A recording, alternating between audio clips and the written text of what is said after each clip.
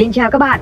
Brunei, tên chính thức là nhà nước Brunei Darussalam, có nghĩa là nơi ở của hòa bình.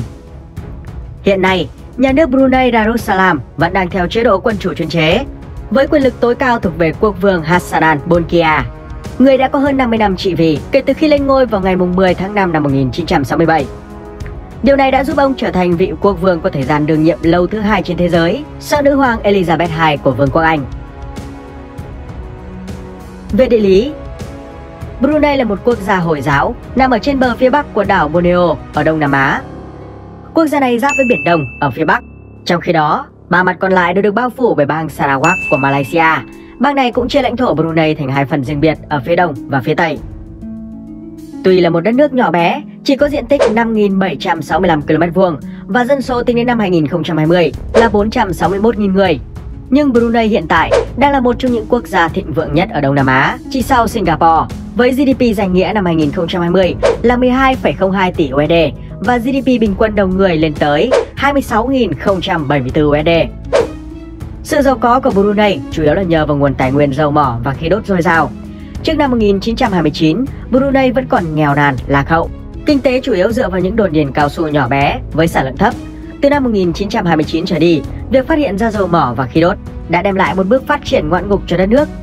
Với trữ lượng dầu đã được chứng minh của quốc gia này vào khoảng 1,1 tỷ thùng và trữ lượng khí đốt tự nhiên là 252 tỷ mét khối, nó đã trở thành nguồn thu ngoại tệ chính của quốc gia và giúp cho quốc gia nhỏ bé này trở nên thịnh vượng trong nhiều thập kỷ qua, ước tính chiếm hơn 90% kim ngạch xuất khẩu của cả nước.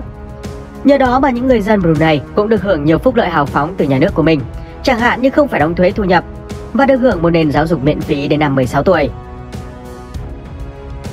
Về thành phần dân tộc, ngôn ngữ và tôn giáo, dân số Brunei chủ yếu là người Mã Lai chiếm 66%, người Hoa chiếm 10%, người bản địa chỉ chiếm 3,4%, còn lại 20,6% là các nhóm dân tộc thiểu số khác. Họ sử dụng tiếng Mã Lai làm ngôn ngữ chính thức, trong đó tiếng Mã Lai chuẩn được sử dụng rộng rãi ở các hoạt động cộng đồng và trường học. Còn một phương ngữ khác của tiếng Mã Lai là tiếng Mã Lai Brunei, thường được người dân sử dụng ở nhà hoặc trong những cuộc gặp thân mật. Ngoài ra, tiếng Anh cũng là một ngôn ngữ phổ biến ở Brunei. Nó được sử dụng trong kinh doanh và là ngôn ngữ giảng dạy bắt buộc trong trường học của đất nước kể từ năm 1985. Trong số các tôn giáo ở Brunei thì Hồi giáo chiếm tới 81% dân số, Cơ đốc giáo đứng thứ hai với 7,1% dân số, Phật giáo chiếm 7%, chủ yếu là người Hoa, còn lại là chủ nghĩa vô thần hoặc các tôn giáo khác. Mặc dù Hồi giáo là quốc giáo của Brunei, nhưng quyền tự do tôn giáo vẫn được thực thi tại quốc gia này, dù nó bị giới hạn trong một số trường hợp, chẳng hạn như việc cấm tổ chức các lễ hội của các tôn giáo không phải đạo Hồi. Người Hồi giáo cũng không được kết hôn với những người theo tôn giáo khác. Hành động rời bỏ đạo sẽ được coi là một tội ác có thể dẫn đến hình phạt tử hình. Về địa hình và các khu vực hành chính, Brunei được chia thành 4 quận, trong đó 3 quận ở phía tây là Brunei Mua, Belait và Tu Tông, có địa hình chủ yếu là các vùng trũng, đồng bằng và một số dạng núi thấp. Quận Temurong là phần lãnh thổ tách rời ở phía đông, chủ yếu là các ngọn núi cao, hiểm trở. Brunei Mua, đây là quận có diện tích nhỏ nhất với 571 km², nhưng lại là nơi nhộn nhịp và đông dân cư nhất cả nước, với khoảng 316.000 người sinh sống. Thành phố Hoàng gia Bandar Seri Begawan là thủ đô của đất nước cũng nằm trong khu vực này. Không chỉ là trung tâm kinh tế, chính trị, thành phố còn nổi tiếng với những kiến trúc Hồi giáo tráng lệ và các trung tâm mua sắm sầm uất. Nhà thờ Hồi giáo Omar Ali Saifuddin được coi là một trong những biểu tượng của thủ đô. Nó được hoàn thành vào năm 1958 và đặt theo tên quốc vương thứ 28 của Brunei là Omar Ali Saifuddin III. Điểm đặc biệt trong kiến trúc của nhà thờ này là một mái vòm được dát vàng nguyên chất và các tháp nhỏ được làm bằng đá cẩm thạch của Ý. Con sông lớn duy nhất chảy trong quận Brunei Mua là sông Brunei, nơi có một khu định cư truyền thống nổi tiếng của đất nước, đó là làng nổi Kampong Ayer. Theo một số tài liệu cổ thì Kampong Ayer được hình thành từ khoảng 1.500 năm trước, ban đầu chỉ là một nhóm người nhỏ sống rải rác trên đảo Borneo. Vì lo sợ thú dữ và hiểm họa ở đất liền nên đã dựng những căn nhà sàn trên sông để trú ngụ. Sau này khi đế chế Brunei dần được hình thành, ngôi làng này càng trở nên đông đúc và rộng lớn hơn. Thậm chí, nó còn trở thành trung tâm kinh tế, chính trị của Brunei trong khoảng thời gian từ thế kỷ thứ 14 đến thế kỷ thứ 16. Ngày nay, khu làng nổi này được biết đến như một di sản văn hóa và cũng là địa điểm du lịch quan trọng của đất nước. Có khoảng 30.000 người sinh sống trong những khu nhà nổi ở đây. Khác với vẻ bên ngoài có phần đơn sơ, không gian bên trong của ngôi nhà lại vô cùng hiện đại và đầy đủ tiện nghi. Các ngôi nhà gỗ đều được chạm khắc tinh xảo với những đường nét hoa văn độc đáo. Sàn nhà được trải thảm êm. Mỗi hộ dân cư giữ cho mình một khoảng không gian riêng để làm vườn hoặc chăn nuôi gia súc. Cuộc sống của họ không khác gì nhiều so với cuộc sống trên đất liền. Bên cạnh đó, Kampong Ayer còn có cả một khu chợ tấp nập với nhiều quầy hàng bán các loại trang phục, sản phẩm truyền thống và đồ ăn hấp dẫn. Với người dân Brunei, Kampong Ayer là tất cả niềm tự hào lớn lao. Đó là lịch sử, văn hóa, là truyền thống, là điểm khởi đầu, cũng như là bệ phóng để làm nên đất nước Brunei giàu có hiện tại.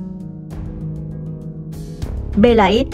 Đây là quận lớn nhất của Brunei với diện tích 2.727 km². Cảnh quan đặc trưng ở khu vực này là các đầm lầy than bùn và những cánh rừng thấp ven biển. Belait cũng là tên con sông quan trọng nhất ở đây. Nó bắt nguồn từ khu vực bảo tồn Labi, sau đó xuyên qua lãnh thổ của quận Belait rồi đổ ra Biển Đông ở phía tây của thị trấn Kuala Belait.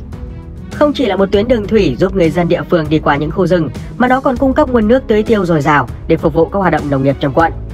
Quận Belait và đặc biệt là thị trấn Seria là trung tâm thành phố công nghiệp dầu khí của Brunei. Kể từ khi được phát hiện vào những năm 1929 cho tới tận bây giờ, Seria vẫn là mỏ dầu lớn nhất của cả nước. Tại đây có đài tưởng niệm Billion Barrel được xây dựng vào năm 1991 để kỷ niệm cột mốc 1 tỷ thùng dầu được sản xuất tại Seria. Quận lớn thứ ba của Brunei là Tutong. Nó có diện tích 1.161 km² và nằm cách thủ đô Bandar Seri Begawan khoảng 40 km. Sông Tutong dài 137 km là con sông chính duy nhất tại đây. Nó bắt nguồn từ phía nam của quận, chảy về phía bắc rồi đổ ra Biển Đông. Đồi Begawan là điểm cao nhất của khu vực này với độ cao 529 m so với mực nước biển. Tuy không phải là trung tâm kinh tế, chính trị hay có nguồn tài nguyên dồi dào như hai quận ở trên, nhưng Tutong lại được thiên nhiên ưu ái cho đường bờ biển tuyệt đẹp cùng cảnh quan hoang sơ và kỳ vĩ. Tại đây có hồ Tasek Merimbun, là hồ tự nhiên lớn nhất ở Brunei.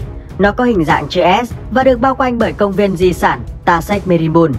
Đây là nơi sinh sống của nhiều loài động vật hoang dã, đặc biệt là loài dơi ăn quả quý hiếm. Một địa điểm quan trọng khác không thể bỏ qua khi nhắc tới Tutong là bãi biển Seri Kenangan. Nó là khu nghỉ mát nổi tiếng của đất nước, với bãi cát trắng mịn là nước trong xanh cùng với tầm nhìn ngoạn mục ra cả sông Tutong và Biển Đông.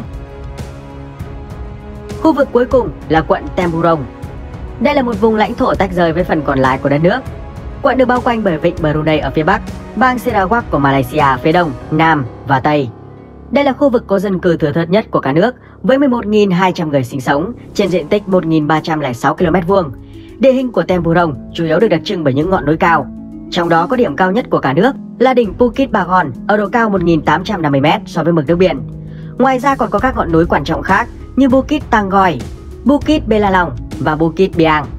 Quận Temburong được ví như một viên ngọc xanh của Brunei vì bao trùm phần lớn lãnh thổ là những cánh rừng nhiệt đới rậm rạp, các khu vườn quốc gia nổi tiếng. Vườn quốc gia Ulu Temburong là một trong số đó. Nó được thành lập vào năm 1991 với diện tích khoảng 550 km², nằm dọc theo bờ sông Temburong và Belalong. Nhờ vào vị trí tách biệt với những khu vực khác và địa hình gồ ghề, vườn quốc gia Ulu Temburong đã hạn chế được tối đa sự tác động của con người, trở thành rừng nhiệt đới được bảo tồn tốt nhất trên đảo Borneo. Với sự phong phú về chủng loài động thực vật, vườn quốc gia Ulu Temburong được đánh giá là một trong những hệ sinh thái đa dạng nhất trên thế giới. Loài động vật được tìm thấy nhiều nhất ở đây là vượn xám không có đuôi. Bên cạnh đó, vườn quốc gia còn có hơn 400 loài bướm và nhiều loài chim quý hiếm. Về khí hậu, do phần lớn diện tích đất nước được bao phủ bởi rừng, nên khí hậu đặc trưng của đất nước là nhiệt đới xích đạo và cận nhiệt đới với khí hậu mát mẻ và mưa nhiều. Nhiệt độ trung bình năm là 27 độ C và hầu như không có biến động mạnh giữa các tháng. Lượng mưa trung bình hàng năm của Brunei cũng rất cao và gần như có mưa quanh năm, với lượng mưa trung bình là 2.900 mm ở các khu vực ven biển và có thể lên tới 3.800 mm ở xa hơn trong đất liền. Tuy là một quốc gia thịnh vượng và giàu có, nhưng Brunei cũng đã phải đối mặt với rất nhiều thách thức lớn. Việc tập trung quá nhiều vào khai thác các mỏ dầu khí đã khiến thị trường làm việc ở đất nước bị thu hẹp và các lĩnh vực kinh tế khác cũng bị trì trệ. Mặc dù có nhiều điều kiện để phát triển nông nghiệp, nhưng hàng năm quốc gia này vẫn phải nhập khẩu 60% lượng lương thực và thực phẩm. Người dân Brunei tuy được hưởng rất nhiều nguồn lợi từ trợ cấp của chính phủ, nhưng lại bị hạn chế quyền của con người bởi những nguyên tắc và đạo luật khắt khe của Hồi giáo. Đó có thể là lý do để giải thích cho sự gia tăng về các bệnh tâm thần và trầm cảm ở một đất nước xa hoa như Brunei. Năm 2020, Bộ trưởng Bộ Y tế của đất nước đã tiết lộ rằng có khoảng 1,5% dân số đang phải điều trị những căn bệnh này mỗi ngày. Vậy là đến đây chúng ta đã khép lại hành trình khám phá đất nước Hồi giáo Brunei, một trong hai quốc gia thịnh vượng nhất Đông Nam Á. Các bạn thấy quốc gia này như thế nào? Hãy để lại suy nghĩ dưới phần bình luận cho 5 phút thôi và mọi người cùng biết nha. Xin chào và hẹn gặp lại các bạn trong những video tiếp theo.